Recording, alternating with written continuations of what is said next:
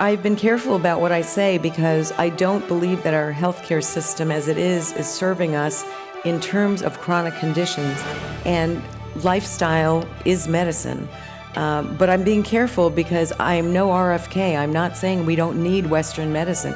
We need what we have. We need our research grants. We need to fund people doing this important work. And we need more. Thank you and welcome everybody. This may be a familiar voice to some of you, maybe most of you, but it's not the same voice. It's gotten a little ragged over age or as a result of age. And that's not necessarily why I'm here, but I'm delighted to be here with Barbara Kaufman. I had friends, we have mutual friends, and they called me and they said, "You must interview Barbara Kaufman. She's a leading gerontologist." And I thought, at this stage of life, I could certainly use a leading gerontologist. And in fact, it's been really a pleasure getting acquainted with her and familiarizing myself with her work, which I think is first-rate and very important. And I hope that those of you who have questions as a result of our conversation will bring them forth, and we'll try to get to as many of those as we can. I thought I'd begin, Barbara, well, welcoming you and delighted to be here with you, but also asking you about what has called my attention, you've brought it to my attention to a great degree, and that is the lag that exists between health span and lifespan. And why that? That's about a 12-year lag, as I guess it's been assessed by people in your profession. And why the lag and what can be done about it and what's the priorities? That's a great and loaded question. Let me back up and answer it by sharing a little bit of perspective of how we got here, how we got to this place where we're suffering from a cultural lag when we're actually also living in a time of great opportunity. And let me describe it briefly in just a few ways. In 1900, a little over a century ago, there were about 130 people who turned 65 every day. 130. Today, we have close to 12,000 people turning 65 every day. In 1900, the average life expectancy was 47. Today, if you're college educated, and I add that factor because most of the people here at the Commonwealth Club and probably listening online have a college education, life expectancy today is 84 years old. We've added well over 30 years to our life expectancy in little over a decade. So less for men, though, than women, isn't it? It's a little less, about 2 years less for men than for women. And there's another point. So this is the age tsunami we're talking about, really, isn't it? This is the world that we live in. Yeah. People think about an age wave. Our friend and colleague Ken Dykewald has been writing about the age wave since the 1980s, saying it's coming. And now it's here, and here's what it looks like. In 1900 again, when you looked at the population pyramid, you remember we grew up looking at the population pyramid. It rolls off my tongue. The population pyramid has gone the way of the rotary phone, and it's not coming back. The population today looks more like a rectangle, standing on its end. We are the most age-diverse society and world than we've ever been, and it's not going to change. The cultural lag is that we were built, our policies, our schools, our healthcare system, were built for a time where that population pyramid had youth on the bottom to support and respect and admire the wisdom of the few people who made it to the top. We have to change the way we do things, and that's the basis of my work as a coach. Is to reform us, maybe make us more respectful toward age than like in other cultures. Is that a part of what you're saying? I think part of what I'm saying is, yes, it's not just respect for elders, it's elders' respect and understanding across generations. The more multi-generational activity happens, the better it is for every participant in that equation. Yeah, I'm with you there. close friend of mine who passed away recently, a rather prominent psychologist, used to say the important thing about getting older is having younger friends. And she put it as this kind of centerpiece, and I agree with the wisdom of that. But it's hard sometimes for people to make friends when they get into, especially when they get into a certain demographic where the only people they come in contact with are people in the same demographic. And that makes it challenging, and there are other challenges that we can talk about.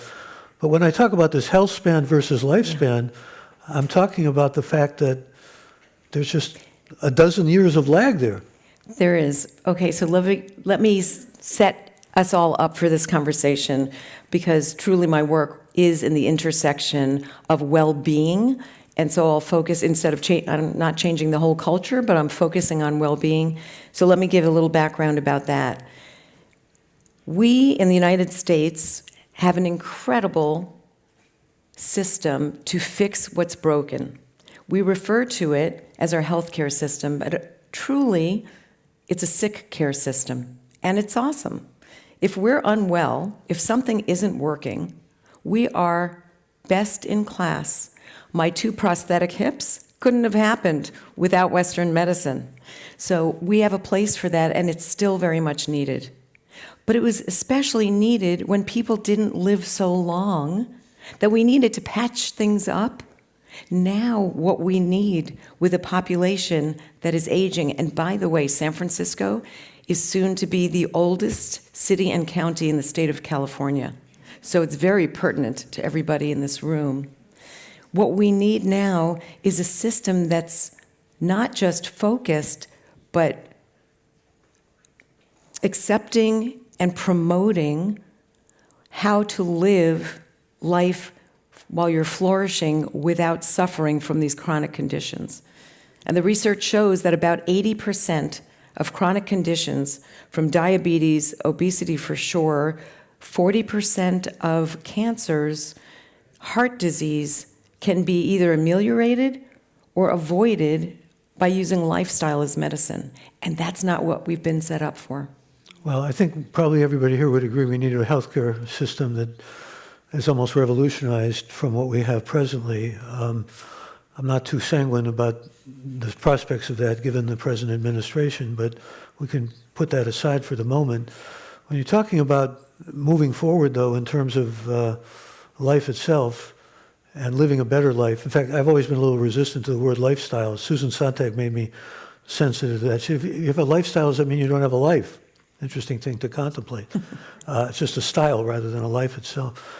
But the idea behind that is to live life to its fullest, to live life to its maximum, it seems to me, what you teach and what you represent, and to, as much as possible, enjoy life physically, mentally, spiritually.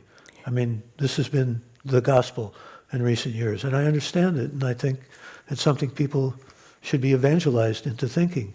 And that speaks to what you originally were asking about those 12 years. So the research shows that there's about a 12-year gap between our health span. And the way I think about health span, it's not about our independence, it's not about our physical fitness, it's about our total well-being. Health span is about our flourishing. So when we talk about longevity, we're equally talking about quantity, that's lifespan, plus quality of life, and that's health span. And that's where there's this 12-year gap. In fact, it's all about quality of life, really, isn't it? But that's not, remember, that's not how we're built as a country. We're built as a country to fix ourselves up and then think, well, there's going to be diminishment when we're older. And that's where my work lies, to help people flourish. And so what I've done is I've looked at this time when we typically associate people as being more diminished. And I believe very strongly that if we name things, if you name it, you can tame it. I did that about 10 years ago by popularizing the term middlescence, when I recognized that those 30 plus years we've added to our lives, 20 of them are in the middle. It's a second adolescence, it's a reckoning. Where'd the other 10 or 12 or 15 go? The research shows it's at the end of our lives. And I call these the trophy years. Why the trophy years? Because if we can name it, we can tame it. If we know where we're headed for years that are undiminished, we can use lifestyle as medicine not only to make our lives today better, to enable ourselves to flourish now, but to know where we're headed, because if you know where you're headed, you're a lot more likely to get there. You've also said change the language. I mean, trophy years suggest that to some degree, but we use language now which is inadequate, really, for describing. We need words that really express something, frankly, more positive. Yes, so the trophy Other than years, life stages and these kinds Right. of things. Yeah. Peter Attia, who's well known, and I follow and learn from him all the time, he calls that 12-year gap the marginal decade. And I agree with the data, but not the aspiration. I'm not aspiring to have a marginal decade. I'm aspiring to flourish during my trophy years. And if you're wondering how you could start to figure that out, after maybe when we go to the reception, grab a napkin and get a pen and create 2 lines and write fun, self, others, and purpose. And jot down a few of the things you love to do now and that you would imagine, or you know someone who you really admire who's older, what do you want to be doing? So on mine, I have things like gardening, being able to get up and down in the garden, carry heavy things in, and then cook dinner for friends. If I know that's where I want to end up, and in my mind, my trophy years are in my 90s. I don't know why. None of us knows when our trophy years are going to be, right? It's only in retrospect we would know, oh, those were the last 10 years. So whether you're 30 or 50 or 80, aspire to your trophy years. Think about those things you want to do and try the napkin test and see how it goes. Let me be a little bit less sanguine and see what your response is, because Go for it. when I think of aging, I think of entropy sometimes. I think of slowing down because that's what happens. I think of invisibility because I think older people aren't seen as much. That's maybe cultural, but it's also part of our youth fanaticism. And I wonder what you have to say about that sense of almost the morbidity of that many people, because you say don't look at the diminishing sense of life. Look at what's ahead of you. Try to make the most of your trophy years. And I say, hear, hear. You know, I like the sound of that. But at the same time, things can look very dismal from the standpoint of old age. Everything starts, you don't hear as well, you don't see as well. You know, I don't want to make this into a kvetch phase, but it's all true, unfortunately. And it's something that we all grapple with. It's the old cliche of old age is not for sissies. And you get to a certain stage where you realize that's true. It's axiomatic.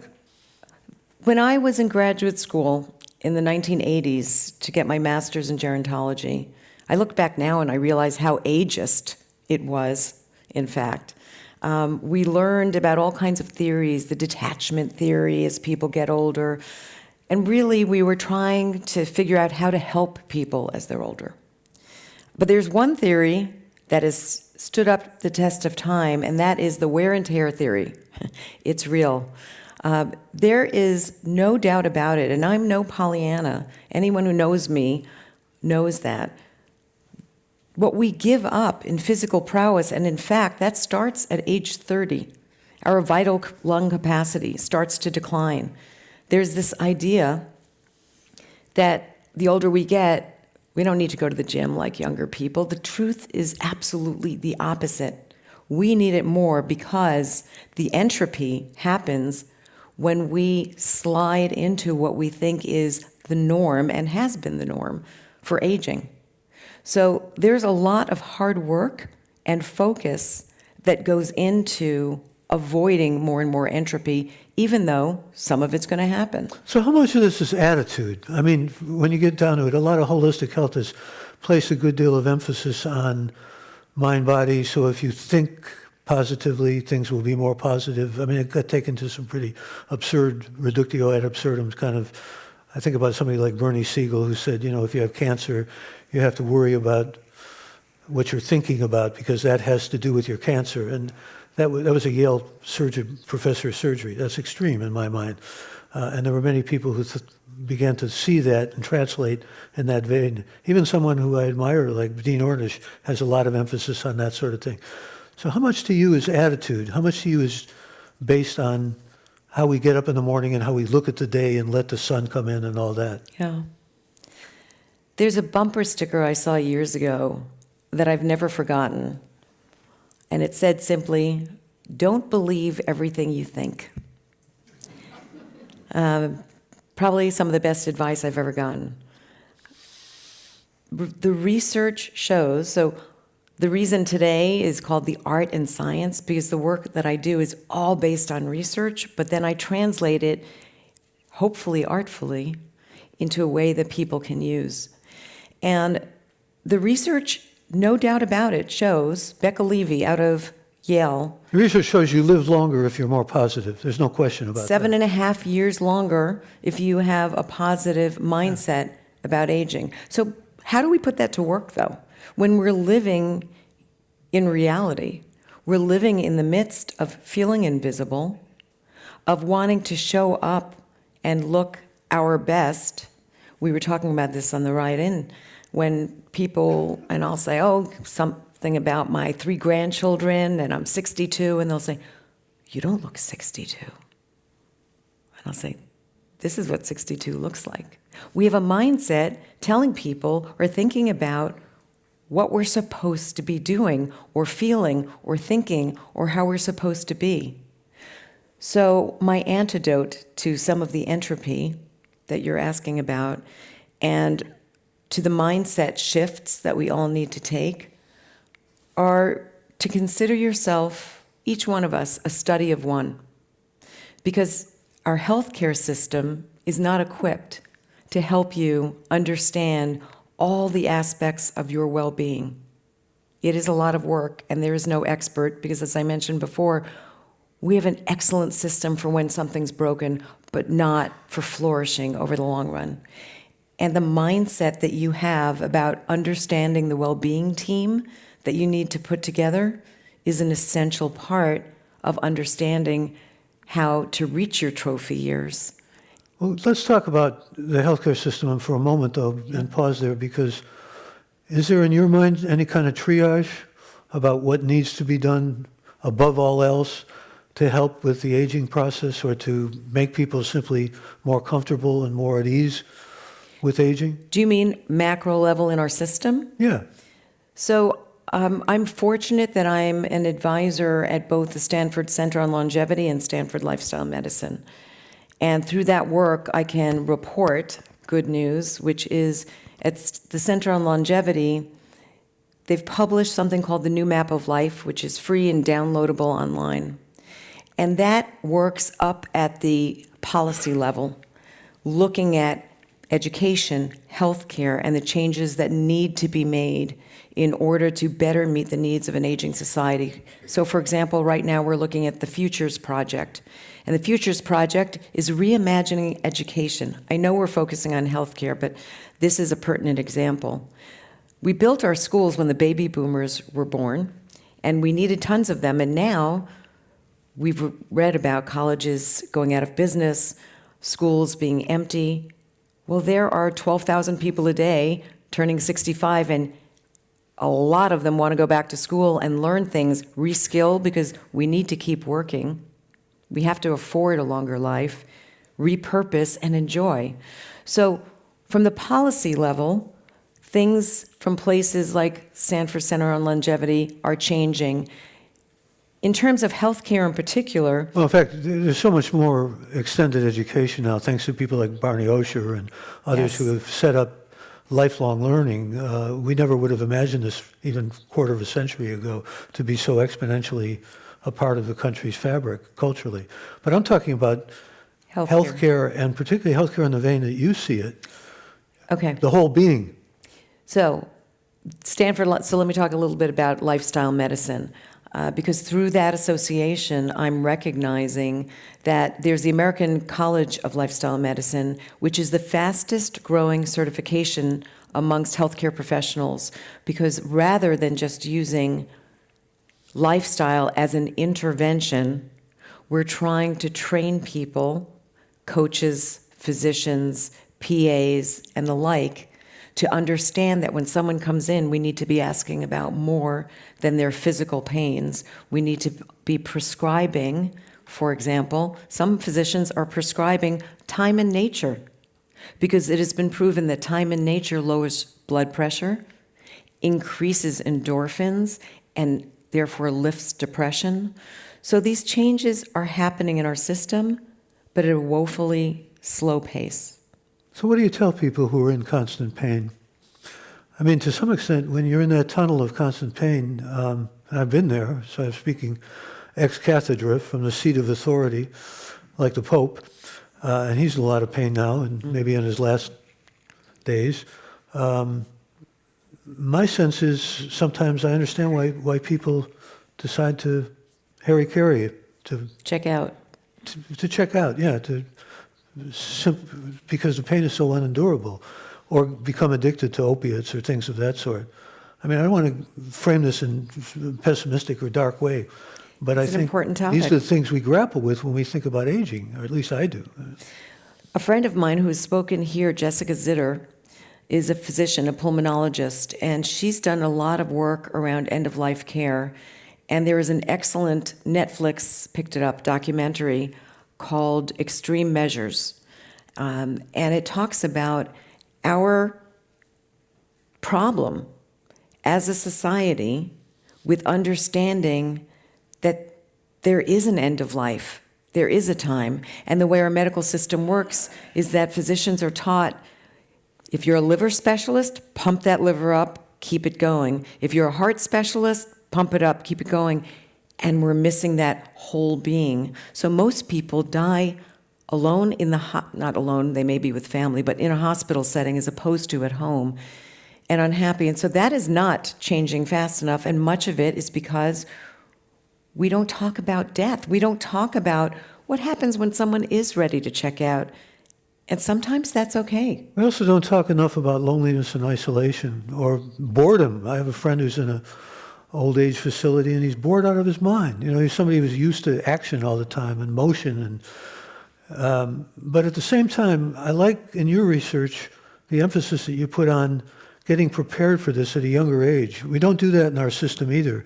You talk about midolescence, and the middle years can be, you know, we're talking about maybe octogenarians, nonagenarians, centenarians, but when people are in their 40s and 50s, you know, my children are in that stage of life now, it's a good way to prepare.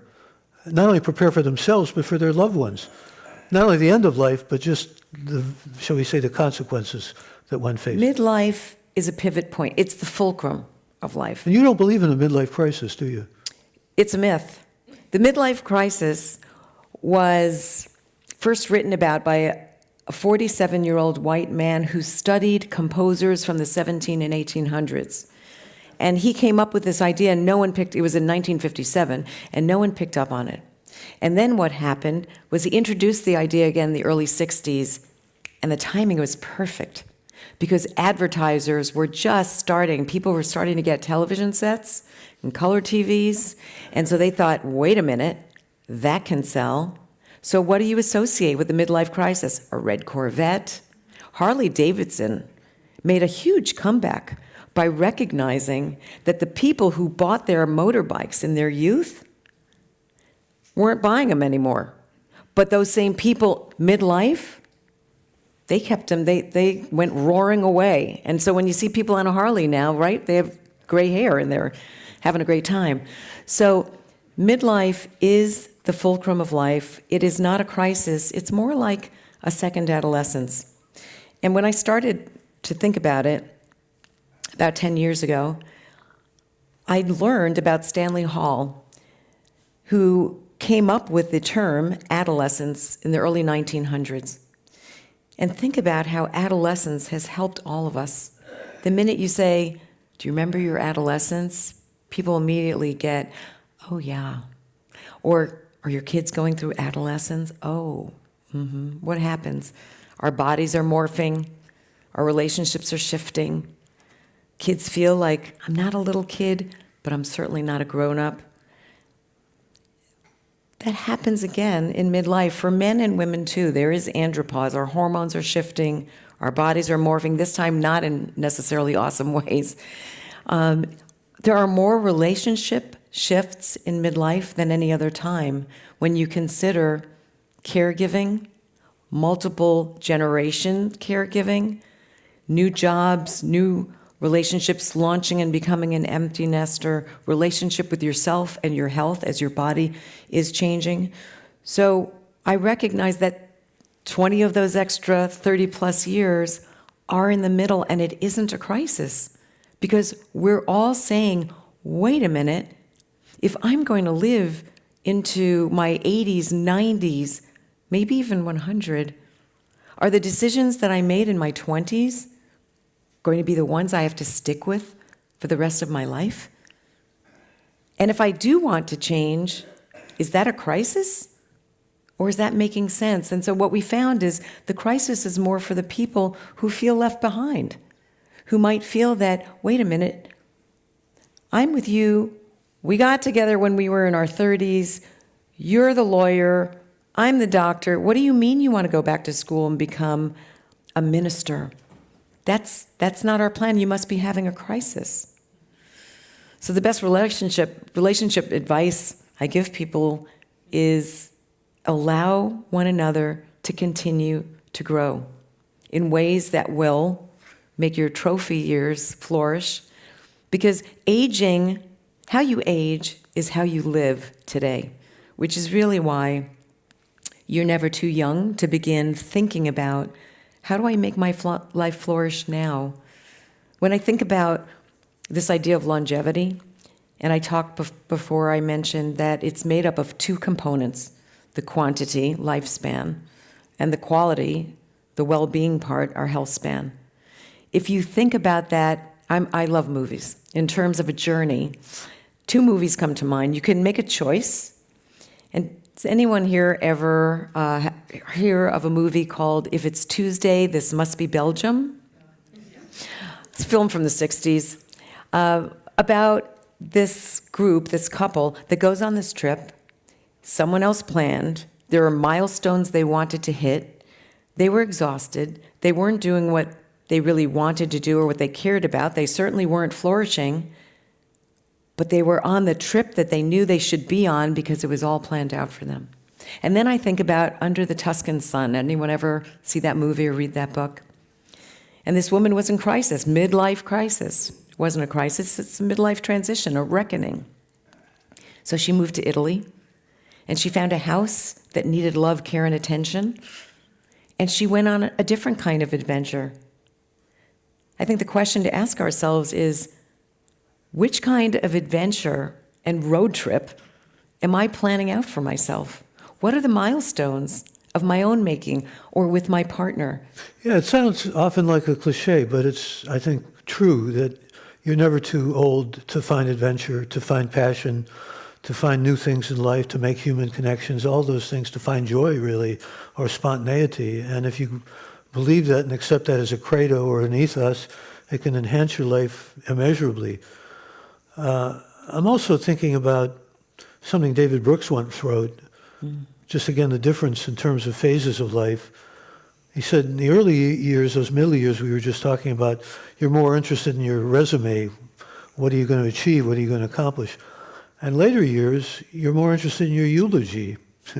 I mean, it almost sounds like a joke, but, you want to know, what have you left behind? What's your legacy? It's a word that kind of gives me the creeps sometimes, but nevertheless, we wrestle with that idea that we, especially if we have children and grandchildren, or even nieces and nephews and so forth, you want to leave something behind. You want to leave your mark, your footsteps in the sand, or however you want to see the metaphor.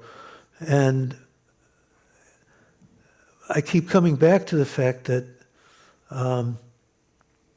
that's a wonderful way to look at life, but life intrudes too often and makes...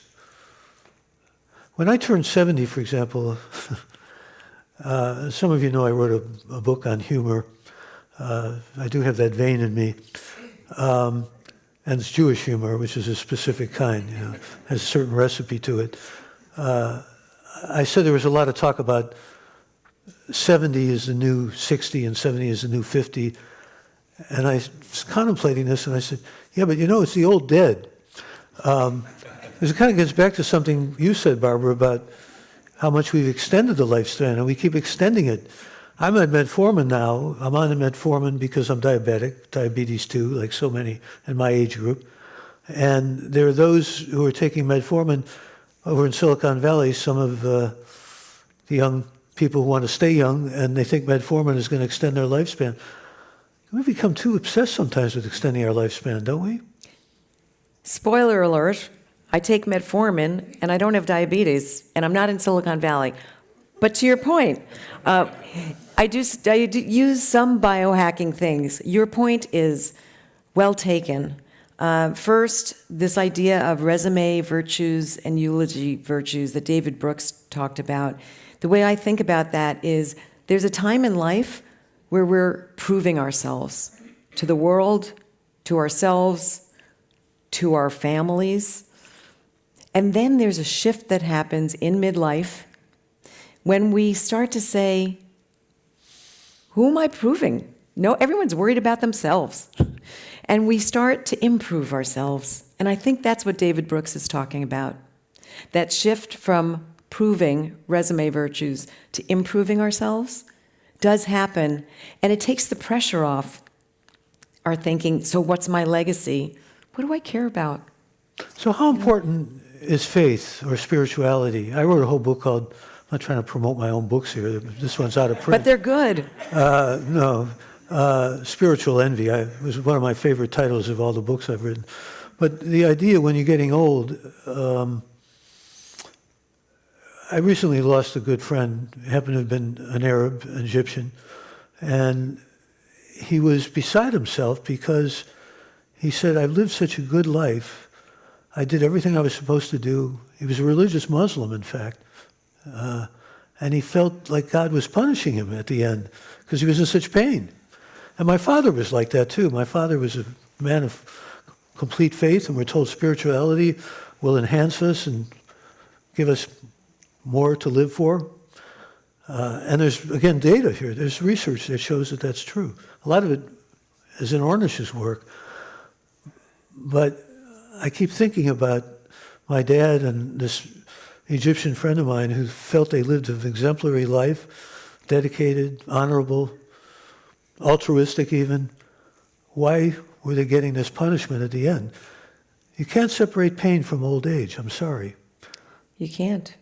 One of the saddest things I ever heard was something that my grandma Julie, my mother's mother, said to her when she was 103. And until my grandmother was probably 90, she looked like she was 70, and she was amazing. And then she was slowly diminished. And by the time she was 103 years old, she said to my mother, "Can't you give me a little pill?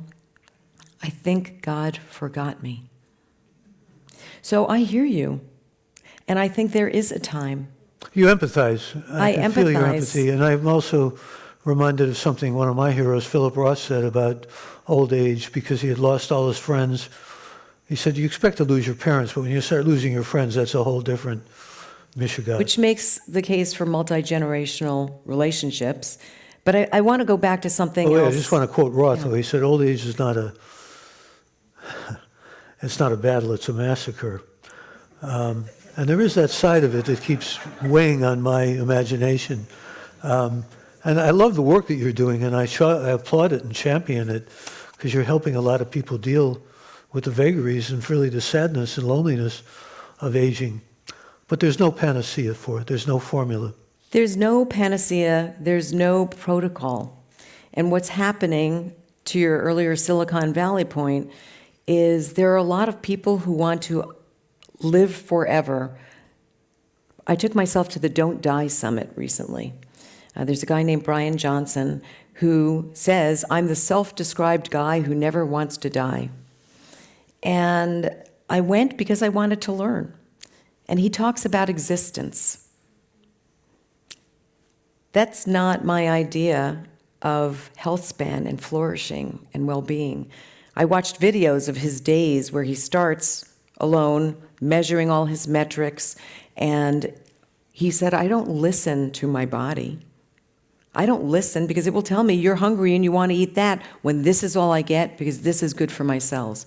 So the protocol life is not the answer. I am the anti-protocol, and that doesn't mean we don't need to follow rules. If we have a heart condition, we need to follow some protocols. But to have our life so consumed that if a friend comes into town and says, I'm coming in, but I'll get in late, I'm leaving in the morning, can we meet at 8:30 for dinner? Am I going to say no because I'm not allowed to eat after 6 o'clock? Not me. Maybe you. But then you have to ask yourself, as a study of one, what is in service of flourishing? And the loneliness and isolation you're talking about is a health epidemic. Our Surgeon General wrote a book about it, and it's a killer. Smoking cigarettes up to about 15 cigarettes a day, they say, is equivalent to people who say that they have a sense of loneliness and isolation. So some of that can be cured the more we come together in forums like this, believe it or not, and stay for a few minutes at the reception. It's the power of weak connections that feed our souls in addition to the power of 5. You really need 5 connections, 5 sources of someone you can say, Michael, I'm having a hard day. I thought you have 7 modules, don't you? I have 7 modules, but I'm saying 5 friends, 5 people you can rely on. Yeah, your memory is incredible. I sent him so much material you would think I'm a lawyer trying to bury him in paperwork, and somehow he's remembering it all. But how do you change attitude? I mean, you must have some reflections or thoughts on that. I wrestle with that a lot. If you have a positive attitude, it can make a real world of difference. If you have, I mean, the scientific research all shows this. Mm-hmm. You make more connections with people, like you said, you can live longer and you can live better and you can live with more of a feeling of community and connection. It all enhances your life. But there has to be some kind of way of changing attitude too, and making attitude more welcoming to those kinds of things, or more embracing of those kinds of things. That's a great point. Not an easy answer to that, but there are some tips and tricks. For one, we all need to learn to say no to people in our lives who diminish themselves or help to build them up and diminish us. There are far too many people who feel that way because they surround themselves with people who don't have the belief systems that they either have now in terms of their attitudes or they aspire to have. And the good news is there are more and more people who are getting together. There are meetups, there are online groups. I'm part of something called the Modern Elder Academy. Chip Conley, you know Chip well, MEA. And if I tell you there are thousands of compadres, as we call them, who come together and who will share, you know what, I didn't realize there were other people who felt like I feel. And just by being empathetic and being a community, that shifts attitudes and boosts people. Another way, which is also the art and science, scientifically proven, that I often prescribe as a coach to clients and do every day for myself, is when I wake up, before I get out of bed, I'm not a writer. The best way to do this is to write it down. But I'm not going to do it. I'm also practical if I'm going to write it. So you can write it or just think it in your head. So where does spirituality fit in for let me you? just say what the 3 things are. And before you get out of bed, think, what are three things that I'm grateful for? Well, that's good advice. But where does, get it back to my question about spirituality, where does that fit into your paradigm? Spirituality is like a part of the wind beneath your wings. Some people experience it through religion and that religious community. And by the way, when they do, another 7.5 years. Some people experience it through their sense of purpose. So they feel this spiritual sense, and many people say to me, I'm not religious and I'm not spiritual, but when I go and feed hungry people, there's something that happens. That's spirituality. So I think much of it can be found between communities, spiritual communities, purpose, and then, believe it or not, meditation. When people sit quietly, which is hard to do for so many of us, in a world where we're bombarded, not necessarily with people, because many of us feel detached, but we're still in front of screens, phones, all kinds of things.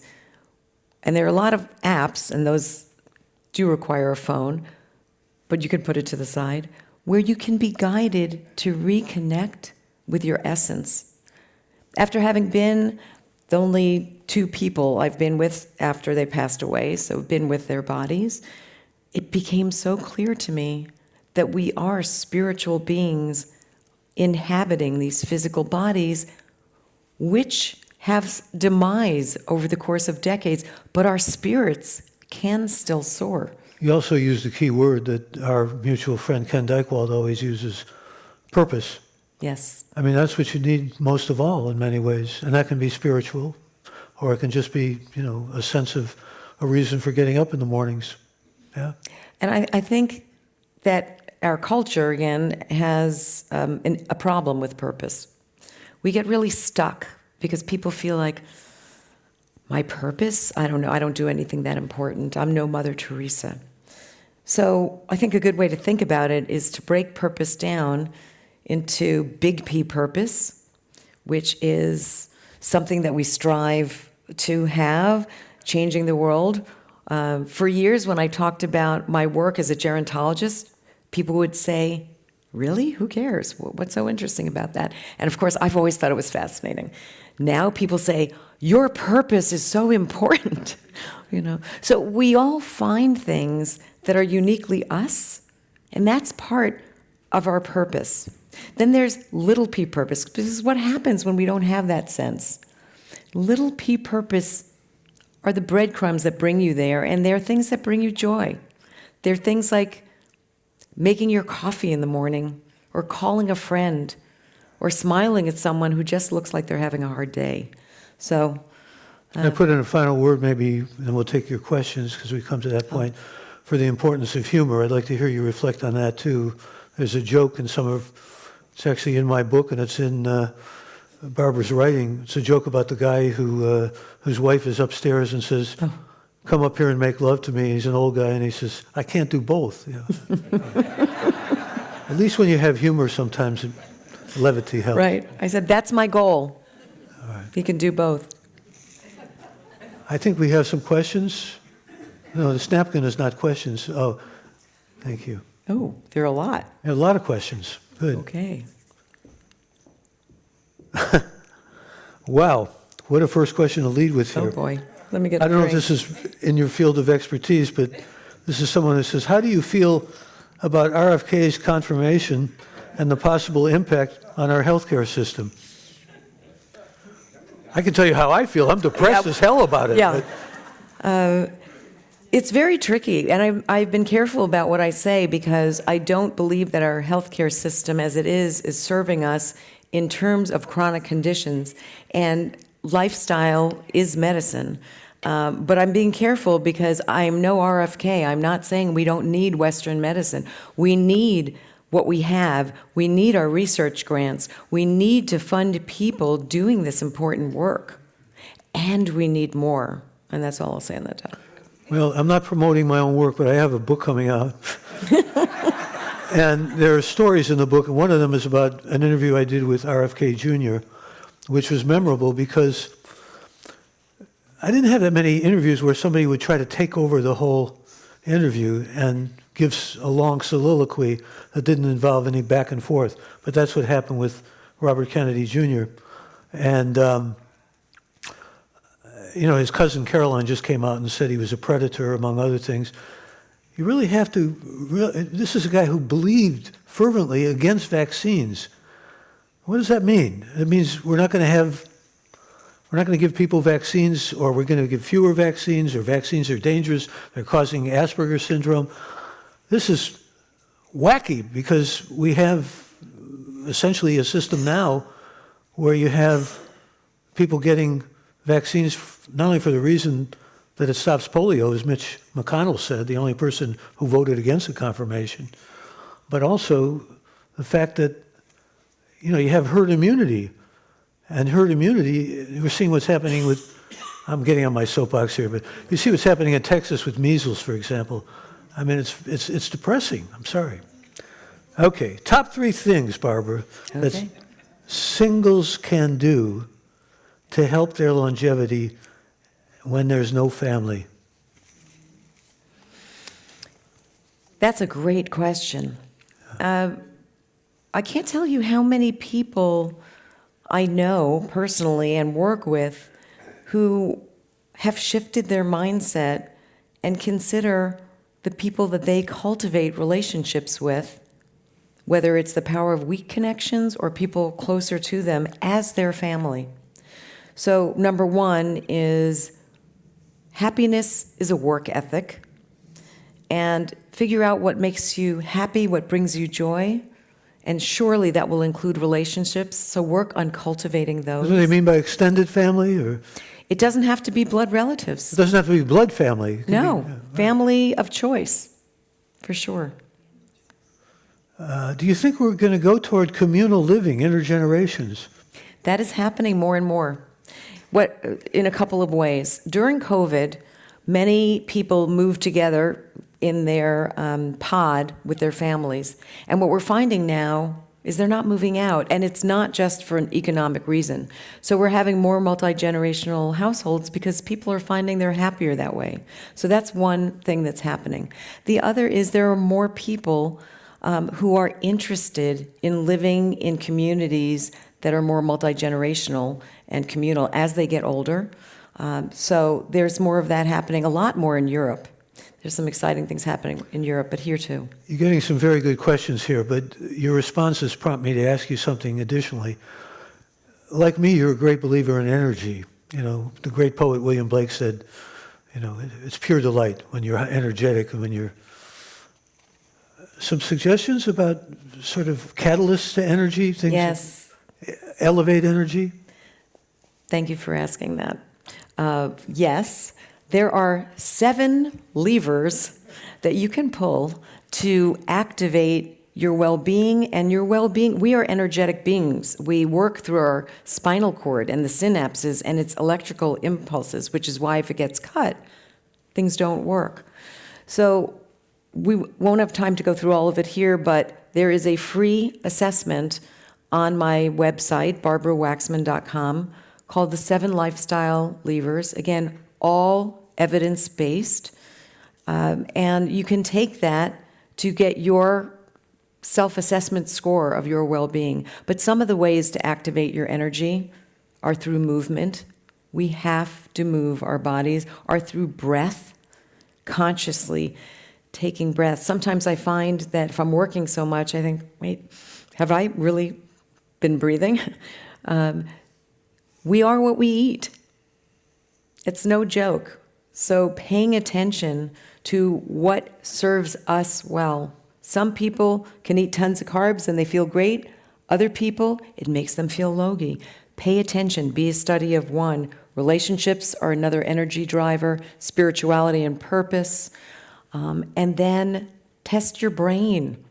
Go out and challenge yourself. Come to things where you're learning new things and meeting new people. So those are all energy drivers. And thank you for mentioning that, because the 7 Lifestyle Levers assessment is a great resource. Any thoughts about those older people who are poor, who don't know where their next meal is coming from, for example? And there are more of them now. I think about all these civil servants who are going through this wood chapter of Elon Musk's. They're going to be out of work, probably unable to pay for their children's education or necessarily food that goes on the table. I mean, that's a real burgeoning problem, not only globally, but here in the United States. It's not only a burgeoning problem, it's a problem that exists if you look at low-income communities relative to higher-income communities, where there happens also to be an education gap, because those two go together. There's up to a 15-year life expectancy difference. just based on that. So what you're talking about is real. And your question about what these people can do, is that, Some thoughts from you on that? well, To make old age or aging more comfortable when you're not living in comfort? When you, yeah. The good news is there are more and more, well, I don't know with this administration actually, I can't say this, social support networks to help people, because Social Security, which is a pay-as-you-go system, meaning when people pay into Social Security, it's not going into your shoebox and you pull it out when you need it, when you're 65 or 67 or 72, whenever you pull that lever. What it is when there was a population pyramid and there were a lot of younger people to pay in, it would support the smaller group on top. Now that we're a rectangle, how is that going to work? So there have been more and more programs to help people who are sort of in those dire straits, and I actually don't know what's happening with those right now. You're getting some very good questions from the audience, so let me go back to the questions that are coming in here. And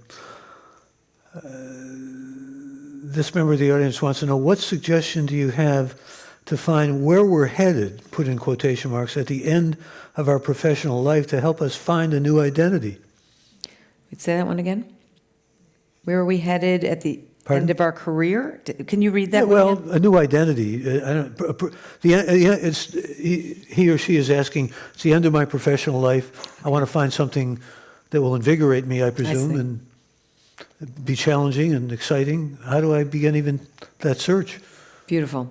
That's a great question. We're so used to preparing for different life stages when we're younger. Now that we are living a long life, we've got to change our mindsets to say, oh, what's my next gig? You know, when I gave that example of, do you want to be, if this is Tuesday, this is Belgium, or do you want to go under the Tuscan sun? I mean, that's kind of a no-brainer. But how do we figure out what we want our journey to be? There are places like MEA, as Chip says, the first midlife wisdom school, where you can go. There are courses you can take at Osher Lifelong Learning to try to better understand, what has my life been like? If you draw your lifeline, the ups and downs, some of the best learning doesn't come from the peaks, it comes from the valleys. And how you can forge a new identity, not a new identity, There are a lot of resources out there. an evolution of your identity. There Think are about lots Book of ways to Passage do and it. all the courses they offer, the community colleges. There's a lot that you can avail yourself of, and you just have to go online and do some searching and find what you might feel is compatible. And so this is And try things out, and if they don't feel right, try something else. We all want to think, well, I'm an adult, I should know what I want to do. And who says that? You know, that I'm waving my magic wand to tell you all, you get to try things out, and if you don't like it, try something else. You don't need to stick with it. Well, here's a question that tap into your experiences and research. What books and regular publications do you recommend?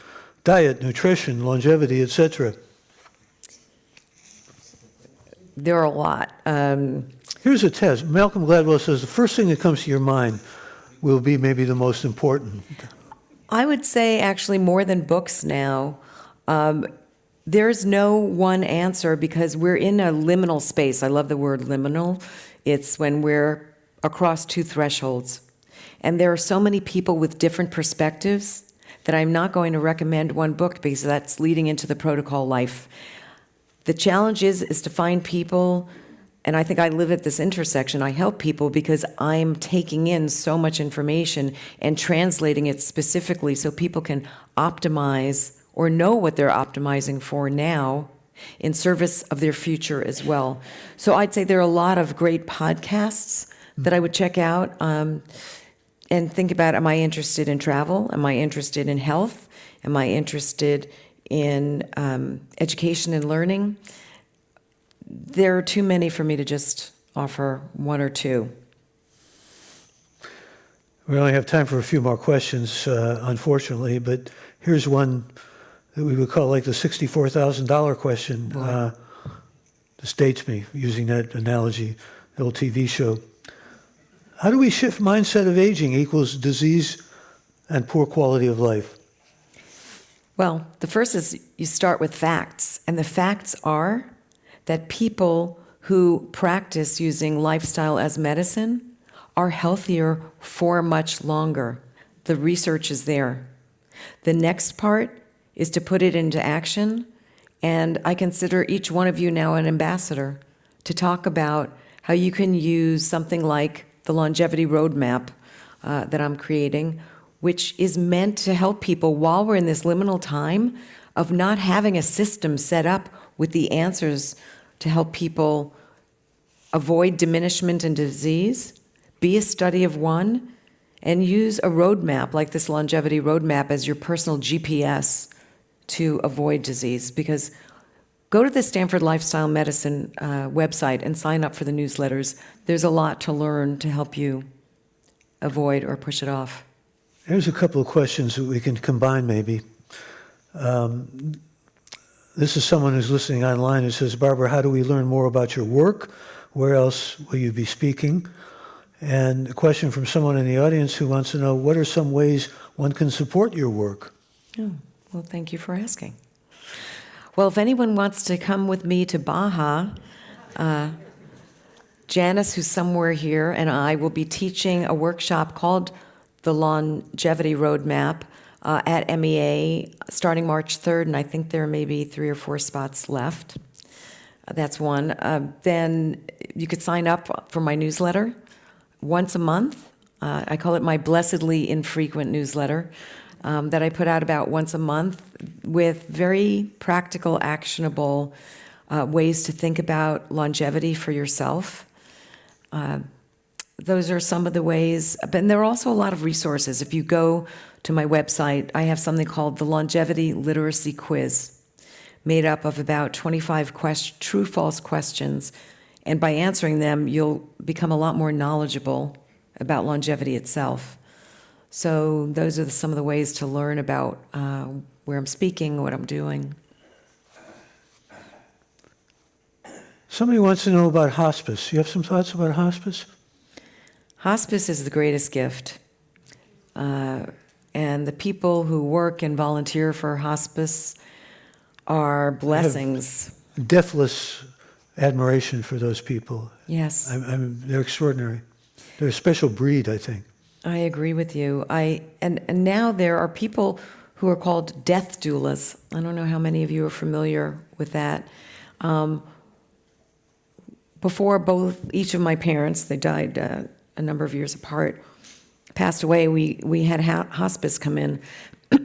And having a supportive, understanding professional to help with pain management, we've been talking about pain, and to understand that death is part of the circle of life, made me realize, particularly when my mother passed away and my husband Scott and I were living with her for longer during that period to help her, it was such a gift and a blessing for me to be able to, as she ushered me into the world, help usher her out.